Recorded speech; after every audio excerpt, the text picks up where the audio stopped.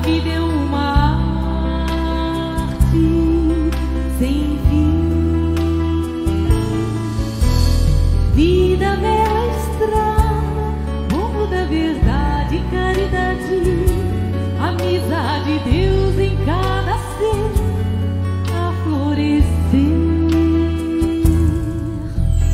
Momento sublime, luz que me acompanha e me traz paz. O amor me faz sentir o Criador.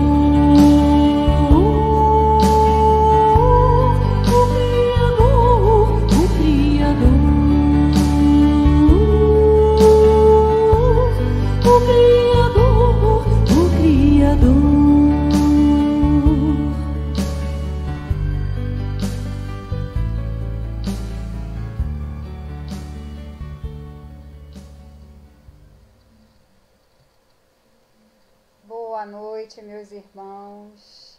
Que a paz do nosso Senhor Jesus esteja conosco. Sejam todos muito bem-vindos a mais uma live do nosso Centro Espírita Humildes com Jesus. Muita saudade da presença de todos, né? Mas por enquanto nosso papel é nos preservar, então que saibamos, né, nos preservar. Então, que ainda possamos estar juntos, ainda que separados fisicamente, mas que estejamos juntos em pensamento, em comunhão do estudo da doutrina espírita. Então sejam todos muito bem-vindos, amigos queridos. Já estão aqui Tati, seu Luiz, Lúcia, olá Lúcia, Fernando, botei música em sua homenagem, você demorou a entrar, Fernando. Tânia, Ângela, minha mãe, sejam todos muito bem-vindos, que a paz do nosso Senhor Jesus esteja conosco. Então vamos começar mais um estudo da noite de hoje, lendo a página Energia do Amor, do livro Minutos de Luz, de Pastorino. De tudo emana energia. Qualquer objeto material é energia condensada, expandindo gradativamente certo quantum de elementos atômicos. Os sentimentos também são energia em expansão. A energia do ódio é de teor negativo e prejudicial, principalmente a quem odeia, ao passo que o amor é fonte de paz, harmonia, vida e luz. O amor é assim como uma moeda. Numa face está escrito amor, na outra, felicidade. Desenvolva o amor que existe em você, expanda essa energia divina, descubra a vida. A gente já estudou, né, sobre isso, a respeito da energia que a gente transmite, né? Quando a gente transmite uma energia negativa, nós produzimos toxinas dentro do nosso organismo e os mais prejudicados somos nós mesmos, né? Além da gente se envenenar, né, envenenar o nosso corpo, a gente ainda atrai aqueles espíritos que são atrasados, né, e que corroboram com o nosso estado mental não muito agradável, né? Então vamos fazer uma prece para a gente iniciar a nossa reunião, né, nossa reunião virtual da noite de hoje. Vamos elevar o nosso pensamento ao Mestre Jesus. Querido Mestre, que Tu possas, Senhor, estar conosco na noite de hoje. Nós Te agradecemos por estarmos juntos, ainda que virtualmente. Que a Tua presença se faça, Senhor, em cada lar, de cada pessoa que está assistindo essa live, e também, Senhor, daqueles que estão em pensamento, mas que no momento não puderam se conectar por algum problema. Que chegue, Senhor, as vibrações de paz, de luz e de harmonia em todos esses lares, Senhor. Que a Tua presença se faça em nós, dentro de cada um de nós, Senhor. Que possamos nos fortalecer, em bons pensamentos. Nos momentos, principalmente, Senhor, nos momentos difíceis, que venha primeiro, Senhor, os bons pensamentos. Nós te agradecemos, Senhor, por estarmos aqui. Nós te agradecemos por essa doutrina de luz, por essa doutrina que nos esclarece e que nos auxilia, Senhor, a dar os nossos passos rumo à perfeição. Muito obrigada por tudo e fique conosco hoje e sempre, que assim seja. Bom, então nós vamos começar o nosso estudo, né, falando do tema os espíritos existem mesmo? Esse estudo ele está no livro dos médiuns, no capítulo 1 do livro dos médiuns. Bom, então a gente vai começar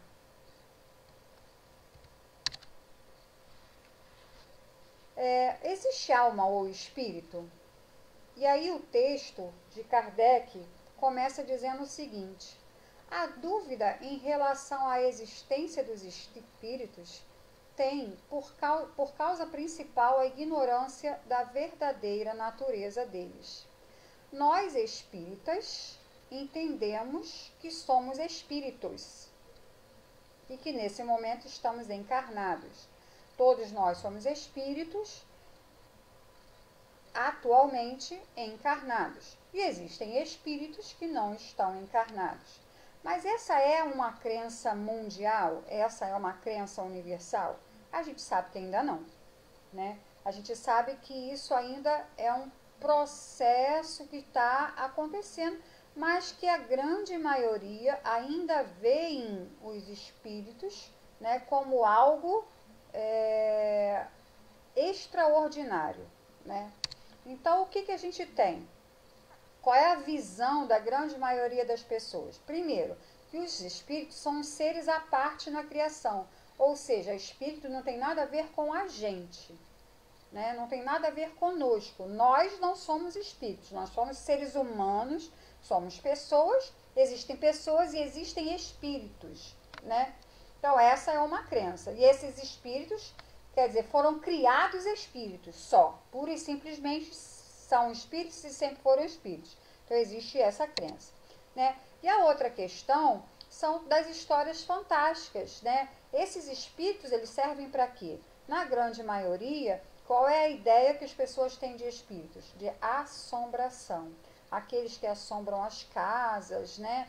Que assombram a vida das pessoas. Então, são espíritos malignos. Então, em geral, a ideia que se tem é que são seres à parte e que são seres que servem para nos assombrar, né? Então, a maioria das pessoas tem essa questão dessas histórias fantásticas a respeito dos espíritos. Não tratam o espírito como algo natural, como algo normal, né? Independente da visão que se tenha dos espíritos, né, ainda que elas sejam absurdas, essa visão, ela se fundamenta em qual crença? Na crença de um princípio inteligente que seja fora da matéria. Ou seja, além da matéria, existe algo a mais e que consegue atuar, né, que tem uma inteligência. Bom, René Descartes, né, que foi um filósofo, ele disse o seguinte: a matéria, né, ele diz, penso, logo existo. Né, é uma afirmação de René Descartes. Penso, logo existe. Então, todo ser que pensa é sinal de que ele existe. Então, o que a gente entende por isso?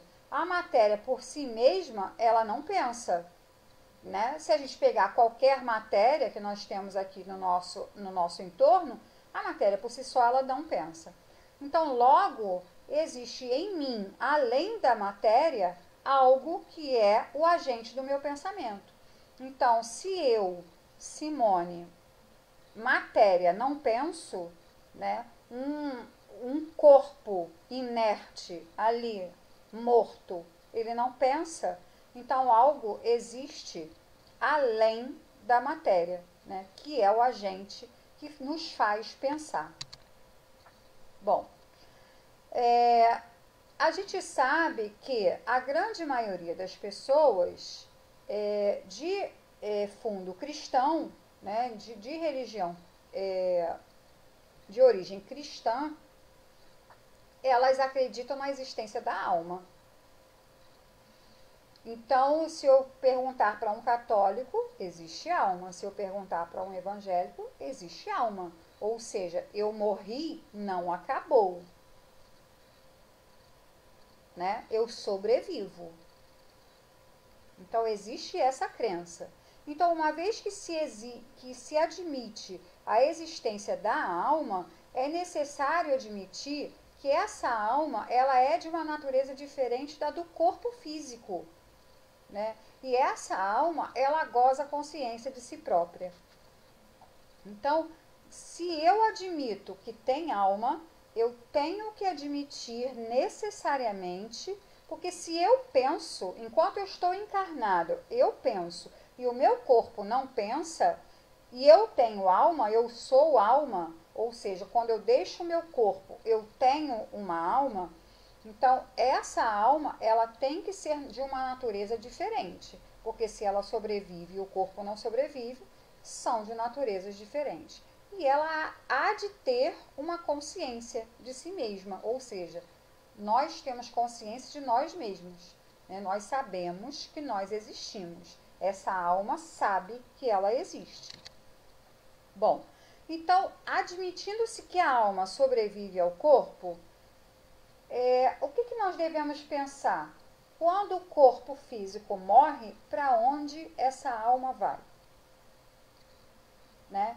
Qual é o paradeiro dessa alma? Se ela sobrevive, se ela existe, se ela é algo que extrapola a matéria, para onde ela vai? Bom, qual é a crença inicial que nós temos, né? E que ainda é uma crença muito comum? A crença comum é que a alma vai para o céu ou para o inferno, correto? Então, a gente vai para o céu ou vai para o inferno? Tá bom, mas então vamos raciocinar. Desde que se comprovou, né? Galileu comprovou que a Terra é redonda, porque quando a gente pergunta para uma pessoa que crê que ela vai para o céu ou para o inferno, e aí a gente pergunta para ela, onde é o céu? Ela vai dizer, é para cima. E onde é o inferno? É embaixo. Né? Então, essa é a crença. Mas se a Terra é redonda, Galileu comprovou isso, aonde é em cima e aonde é embaixo? Porque o céu está em torno de toda a Terra. Né? A parte nebulosa que a gente vê, que a gente chama de céu, está ao redor de toda a Terra. E a Terra é redonda. Então, esse céu é de lado, é para cima, ele é para baixo, ele é para o outro lado, ele é para todos os lados. Né? E para onde está o inferno, então? Se o céu é para todos os lados, então o inferno também seria para todos os lados? Ah, não, o inferno está dentro das profundezas da Terra. Mas os geólogos já estudaram as profundezas da Terra e sabem que lá não tem inferno, né? Inclusive, é uma matéria bem densa, né? Existe calor, sim, dentro da Terra, né? Dentro das profundezas da Terra existe calor, mas bem no centro da Terra é uma matéria bem densa, né? Então, afinal de contas, aonde é esse céu e aonde é esse inferno? Então, na doutrina espírita, a gente apresenta uma nova proposta para isso, né? A razão, a gente sabe que o nosso mundo não é só o planeta Terra. O nosso universo é imenso. Os astrônomos, os estudiosos, né, já até viajaram, né? Existem até projetos de se visitarem outros mundos. Então a gente sabe que existem, além da nossa galáxia, que existem outros planetas além do planeta Terra, existem outras galáxias com outros tantos planetas, e que a gente não tem noção, né, da infinidade de planetas que existem nesse mundo. Então, a nossa razão, né, se a gente for parar para raciocinar, é inadmissível que a gente ainda mantenha a crença de que o planeta Terra é o único planeta habitado em todo esse universo.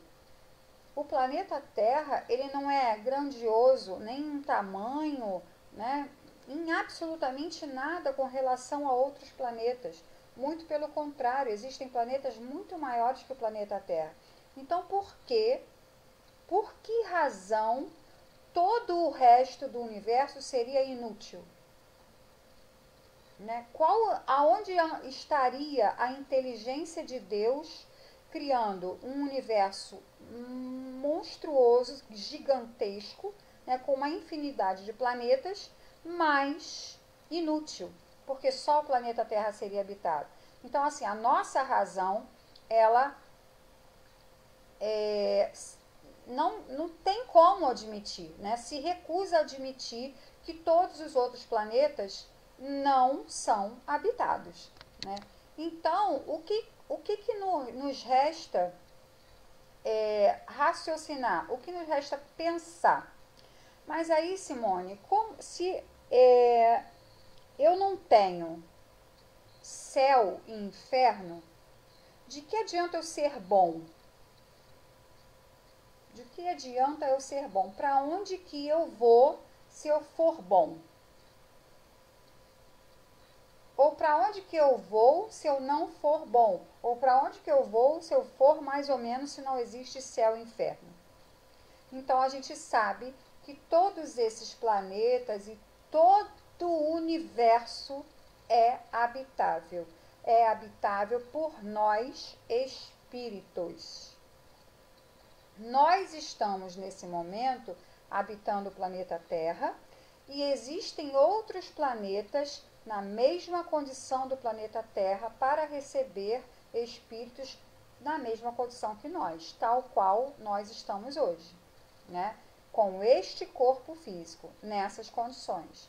Então, os outros planetas recebem espíritos com outras condições, nas condições em que ele, planeta, está, né? Ah, mas a gente não vê.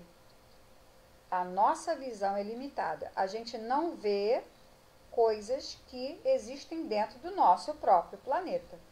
A gente não vê o ar que a gente respira, né? A gente não vê as moléculas passeando, né? Os átomos passeando na nossa cara o tempo todo. A gente não vê as frequências de rádio, de TV, a gente não vê. Então, a gente vai querer ver algo que a nossa visão limitada não consegue, né? E vai julgar que nós estamos certos porque nós não vemos. Então, é um caso a gente raciocinar, né? Bom, então, vamos pensar, né, que em lugar de céu e inferno, nós gozemos de felicidade ou nós soframos as nossas penas dentro do nosso próprio íntimo, né? Então, vamos raciocinar por esse lado, pensando que a questão da felicidade ou da angústia ou da tristeza ou do sofrimento está diretamente ligado não a um local circunscrito, né? Não a um local físico, mas a um estado moral, a um estado de felicidade ou de tristeza. Então, é dentro de nós mesmos, dentro do nosso íntimo, é que se encontra a felicidade ou as penas ou as dificuldades, e não em um local circunscrito, aonde você pensa que você vai para um céu, aonde você vai ficar inútil para o resto da vida sem fazer absolutamente nada, ouvindo harpa para o resto da eternidade, né? Esse céu eu não quero para mim. Bom, então a gente vai continuar por esse prisma, né? Por esse caminho de raciocínio. Então as almas, elas chegam ao seu grau máximo quando se depuram através das inúmeras provas. Ou seja, Deus não cria anjos. Nós sabemos que Deus nos cria espíritos simples e ignorantes. E ao longo de uma trajetória, a gente vai passando por essas inúmeras provas e vamos nos depurando até a gente chegar ao nosso grau máximo de depuração e ser considerado anjo ou espírito puro, conforme o nome que você queira dar, né? Então, é muito mais lógico a gente colocar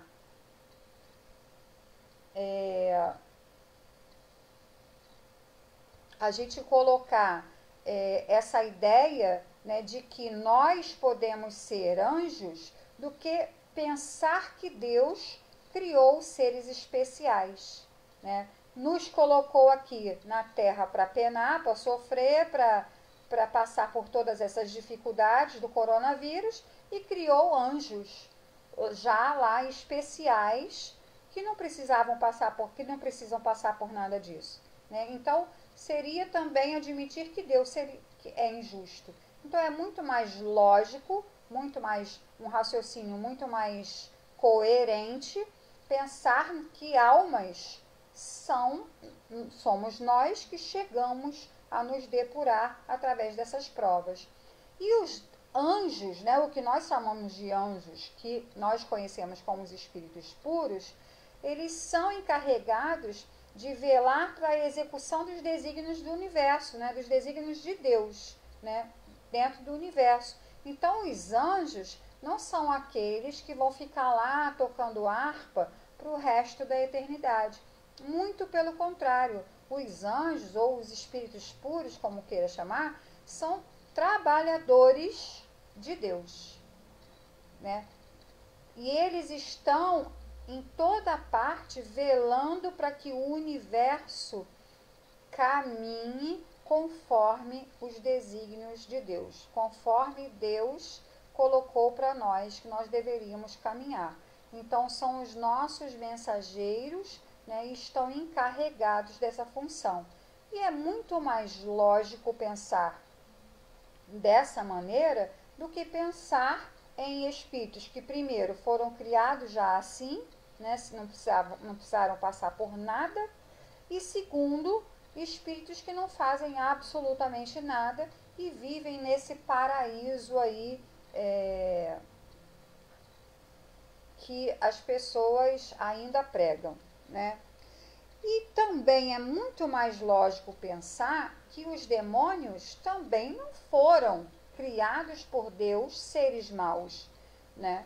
E muito menos saíram da perfeição para decaírem, né? Porque quando a gente atinge uma virtude, a gente não vai perder a virtude, né? Quando eu tenho uma virtude, eu não perco essa virtude.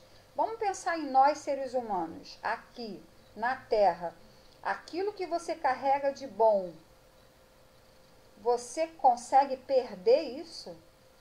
Vamos pensar em nós. A gente perde aquilo que a gente já tem de bom, a gente já tem de conquista, de virtude. Eu acho um absurdo enganar alguém. Eu vou enganar alguém algum dia se eu acho um absurdo? Óbvio que não. Então, na verdade, como que eu vou acreditar na questão do anjo decaído, né? Ele era anjo perfeito e de repente ele ficou com inveja e passou para o outro lado, né? Então nada mais lógico a gente acreditar, não que ou eu tenho um anjo decaído que mudou por completo, né? Era bom e passou a ser mal, ou Deus criou um ser mau. Então, na verdade, o que nós temos e que a gente chama de demônio, que as pessoas chamam de demônio, de Satanás ou qualquer outra coisa? São almas que ainda são atrasadas, né? Mas atrasado quer dizer o quê? Atrasado quer dizer que eu não estou fixo naquela posição. Eu não vou ficar para sempre ali. Eu tenho a chance de me elevar. E como nós sabemos que Deus nos criou simples e ignorantes, mas com o objetivo de chegar lá, a sermos anjos, todos nós vamos chegar. Então, aqueles que hoje nós chamamos de demônios são espíritos atrasados, mas que vão se elevar. Não que podem se elevar, não, que vão se elevar, independente do tempo que isso demore, né? O tempo que durar não importa. Para Deus isso não importa. Bom, então, qual é a conclusão que a gente chega? Espíritos existem? Sim. Os espíritos, eles não são outra coisa senão a alma dos homens desprovidas do seu envoltório corporal. Ou seja, se eu tenho alma, se eu sou alma, eu sou espírito, né? Então, dentro da doutrina espírita, a gente diz alma enquanto a gente está encarnado, né? E quando a gente está desencarnado, fora do corpo físico, nós chamamos de espíritos. Então, espíritos nada mais são do que nós mesmos quando estamos fora do nosso corpo físico. Então, é uma visão completamente diferente daqueles espíritos que assombram, né, que servem somente para o imaginário popular. Bom, muitas pessoas, elas admitem que existe alma ou espírito, mas não admitem que é possível que esses espíritos se comuniquem, né? Ou que nós nos comuniquemos com eles. E a desculpa que elas usam, ou a justificativa, seria que seres imateriais não podem agir sobre a matéria. Espírito é um ser imaterial, então ele não pode agir sobre a matéria. Então vamos lembrar um pouquinho da aulinha de Evangelho. Quando nós estamos encarnados, né, para que a gente una o corpo físico com o espírito, é necessário um meio termo, né? O espírito é totalmente imaterial, a gente não sabe explicar, né, como é que é uma centelha, uma luz, enfim. Mas para que haja essa união do espírito com o corpo, existe um outro corpo, que é um meio termo, que a gente chama de perispírito. Para as nossas crianças da aulinha de Evangelho, a gente compara com uma infinidade de coisas, né? E eu achei essa imagem aqui, que a gente está comparando com um abacate. E aí a gente vai entender um pouco melhor. O espírito seria o caroço do abacate, né? Então vamos pensar. E o nosso corpo físico seria a casca do abacate. Mas como eu iria unir o caroço com a casca? Não tinha como. O caroço ia ficar solto. Não haveria união com a casca. Então seria necessário o quê? Um meio termo para unir os dois. Então, a polpa, né, o perisperma ou perispírito é o que une as duas coisas. Então, quando a gente desencarna, o que acontece? O corpo físico permanece aqui na Terra, né, e vai se deteriorar.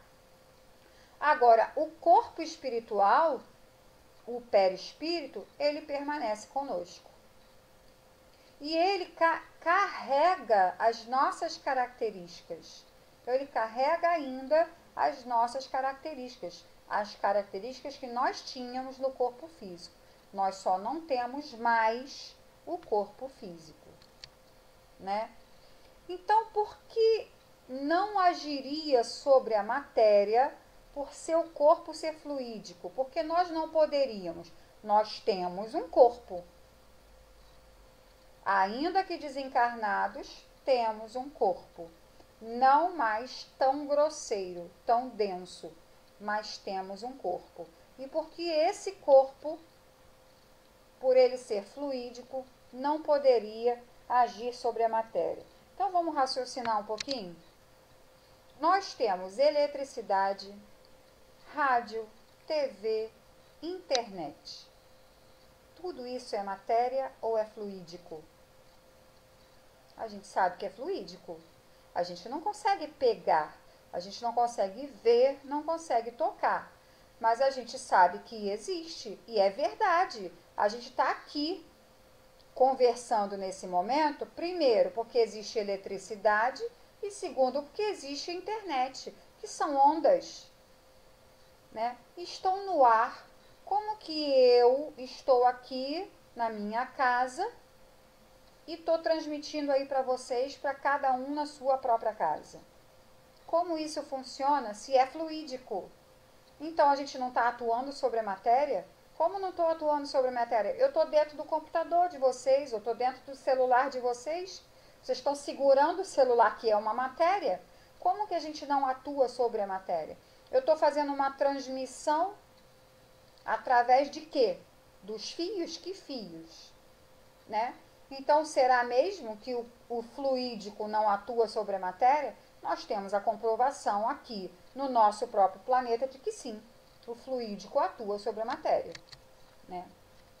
Bom, primeiro, então, a gente tem que pensar o seguinte: a gente crê em Deus? Sim. A gente crê que tem uma alma? Sim. A gente crê na sobrevivência da alma após a morte? Também.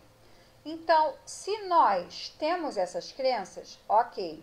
Então, a gente continua nesse processo aí de raciocínio para entender que, de fato, o espírito existe e pode se comunicar e pode atuar sobre a matéria. Agora, se eu não creio em absolutamente nada disso, não creio em Deus, não creio que existe alma e não creio na sobrevivência, então, amigos, é melhor a gente não conversar com essa pessoa. Esquece ela. Se ela não crê, primeiro, em Deus, não crê na alma e não crê na sobrevivência da alma, nem conversa com ela a respeito de comunicação entre espírito e encarnado, né? Vai ser uma perda de tempo. Por quê? Porque ela simplesmente ela não crê, não crê, não crê. Não adianta, porque por mais que eu comprove para ela que ela está errada, ela não vai admitir. Então, para que a gente discuta com alguém e comprove para essa pessoa de que os espíritos existem e os espíritos atuam sobre a matéria e os espíritos podem se comunicar, os espíritos são seres individuais e independentes. Essa pessoa, primeiro, precisa crer em Deus, precisa crer que ela tem alma e precisa crer que essa alma sobrevive à morte, né?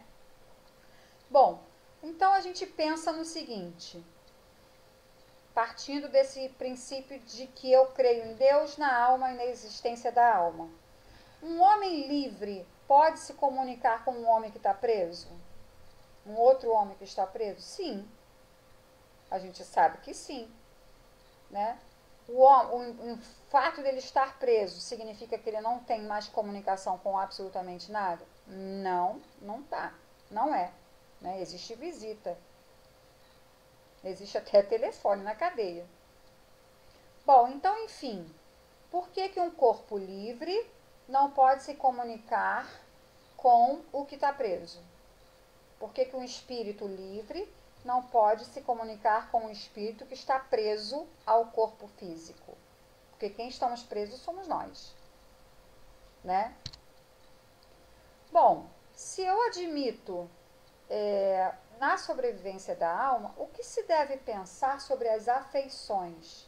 Aquilo que eu sentia enquanto estava encarnada. O amor que eu sinto pelos meus filhos, o amor que eu sinto pela minha mãe, pelos meus familiares. O que se deve pensar sobre isso? Então, eu não tenho mais esse amor? Ele se perdeu? Ele deixou de existir? Então, se eu admito que eu sobrevivo, como eu não vou admitir que eu não vou carregar todo esse sentimento que eu tenho aqui para com os meus familiares, para com os meus amigos? Bom, uma outra reflexão. Um mudo, uma pessoa que é muda, ela pode se servir de uma pessoa que fala para se fazer compreender, para se comunicar? A gente sabe que sim, né? Então, se eu não falo, eu posso usar um intérprete para me fazer compreender? Sim.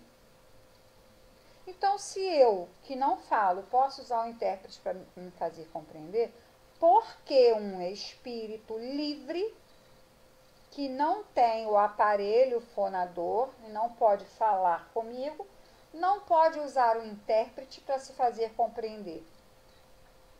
Então, a analogia é a mesma, a lógica é a mesma. Por que não poderia, né? Bom, então, se ainda assim eu não consigo acreditar que existe comunicação, que os espíritos existem, que existe comunicação após a morte, né, após a morte do corpo físico, então eu teria que refutar algumas provas, né?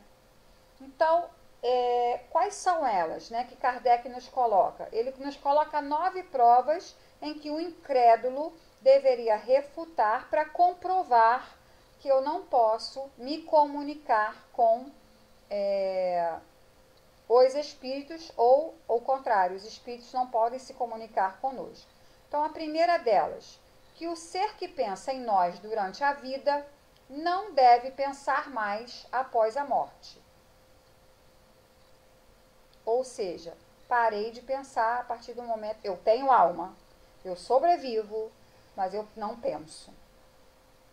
Segundo, que se ele pensa, não deve pensar mais naqueles que amou. Ah, eu admito que eu penso, mas eu esqueci todos os que eu amo. Terceiro, que se ele pensa naqueles que amou, ele não deve querer se comunicar com eles. Imagina a gente pensando em alguém que a gente ama muito, eu estou muito longe, mas eu não vou ter vontade de comunicar, me comunicar com as pessoas que eu amo. Imagina, eu estou viajando para outro país, eu estou muito longe e eu não quero dar um telefonema. Então, imagina, eu estou em outra dimensão e eu não vou querer vê-los, não vou querer estar perto deles em momento algum.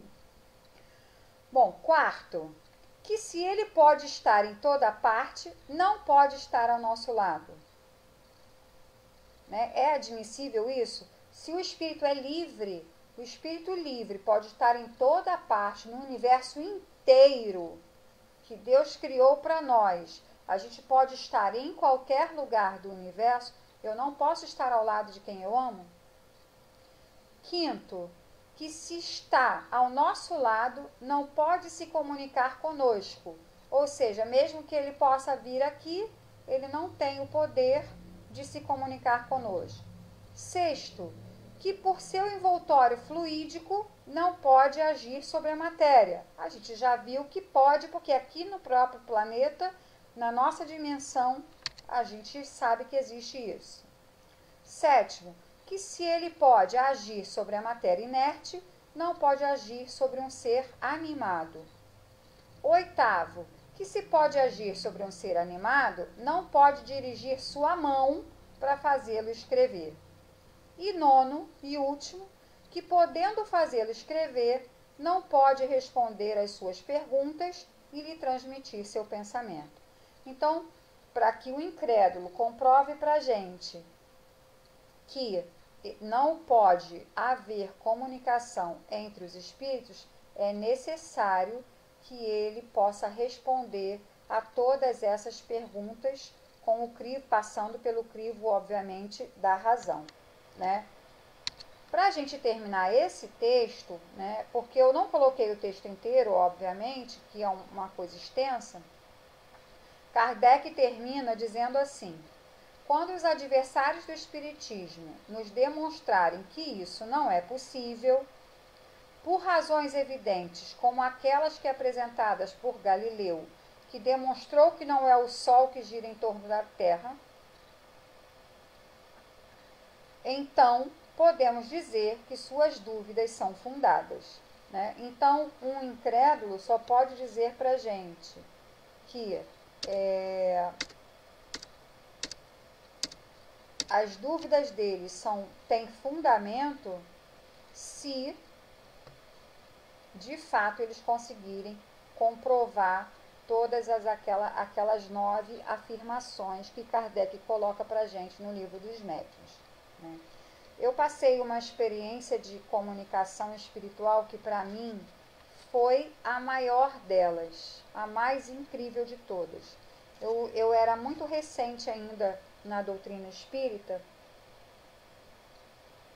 Ah, obrigada, Fernando, muito obrigada. Bom, então, eu tinha uma amiga de trabalho, né? A gente trabalhava junto, ela era professora de geografia na escola, lá em Belford Roxo, o nome dela era Ana. Ela foi assassinada pelo namorado dela em Copacabana. E de madrugada eu fui acordada por ela. Ela me sacudia, me sacudia, me sacudia, me sacudia. Simone, socorro, socorro, socorro, socorro, me ajuda, me ajuda, me ajuda. Eu acordei desesperada, o coração batendo muito forte e aquela agonia, e acordei no meu quarto, né, sem saber o que estava acontecendo. E eu falei, caramba, que angústia, meu Deus, a Ana me pedindo socorro, meu Deus, o que está acontecendo? E aí fiquei naquela, custei a dormir de novo, né, naquela preocupação, sem saber o que estava acontecendo, e o dia inteiro tentando ligar para o celular dela, quando eu levantei de manhã, e nada, o celular dela dando fora de área. Eu falei, meu Deus, aconteceu alguma coisa com a Ana, gente, aconteceu alguma coisa com a Ana, e o celular dela fora de área.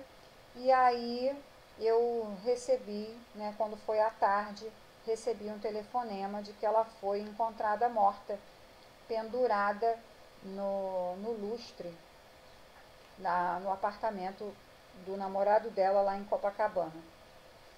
E aí, depois que saiu, né, que os legistas fizeram a necrópsia, e pela hora do falecimento, né, pela hora do falecimento dela, naquela hora em que ela me acordou, em que ela me sacudiu, me acordando, ela já estava desencarnada, né? Ela já tinha desencarnado e ela estava pedindo socorro porque ela não estava entendendo o que estava acontecendo. Então, ali para mim foi a maior experiência que eu já tive com relação à comunicação espiritual. Foi a mais profunda, né? E que eu nunca vou conseguir esquecer.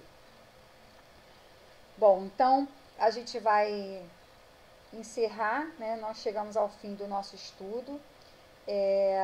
Para a gente, como prece de encerramento, eu vou colocar a oração de São Francisco, que eu amo muito, muito, para a gente terminar a nossa live da noite de hoje. Agradeço meus irmãos de coração, né, por estarem aqui conosco, por terem acompanhado esse estudo. Muito obrigada pela presença de todos.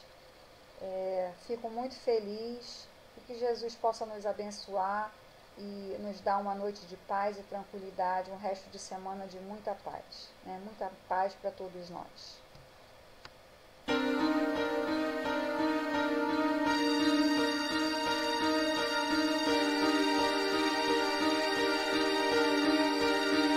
Senhor, Fazei-me instrumento de vossa paz. Onde houver ódio, que eu leve o amor. Onde houver ofensa, que eu leve o perdão.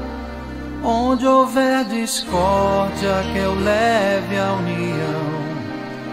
Onde houver dúvidas, que eu leve a fé.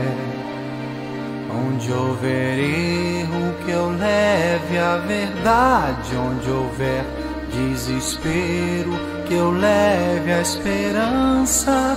Onde houver tristeza, que eu leve a alegria.